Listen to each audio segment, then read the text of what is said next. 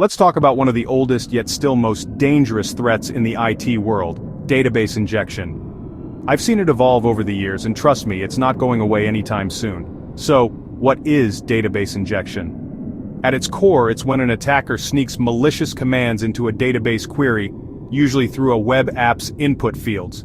If that app isn't properly validating user input, suddenly your backend is wide open. Let me give you a real-world example. Imagine a login form that takes a username and password.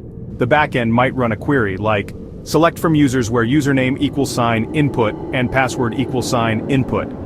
If I enter something clever like, or 1 =, 1 in the username field, the query turns into, select from users where username =, or 1 =, 1 and password =. Guess what? Now the condition always returns true. I'm in. That's called SQL injection, and it's just the tip of the iceberg. Injection issues don't stop at SQL. MongoDB, NoSQL, LDAP, even OS commands. If you're concatenating user input into your code, you're at risk. I've seen organizations lose data, get defaced, or even have ransomware launched, all from a simple injection flaw. Let's break down the impact. First, data theft. If attackers can run their own queries, they can pull sensitive info, credit cards, emails, you name it. Second, data manipulation. Attackers can insert, update, or delete records. You might not even notice until it's too late. Third, remote code execution. Advanced injections can give attackers a foothold on your servers. That's game over. So, how do you protect yourself? Here's what I always recommend.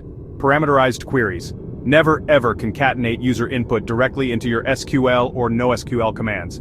Use prepared statements or ORM frameworks that sanitize queries. Next, validate and sanitize all input, on the client and server side. Even if you trust your users, never trust their input. Finally, follow the principle of least privilege. Even if someone breaks in, their account should have the bare minimum access. No more, no less. Let's wrap it up. Database injection is simple to execute, but devastating in the wrong hands.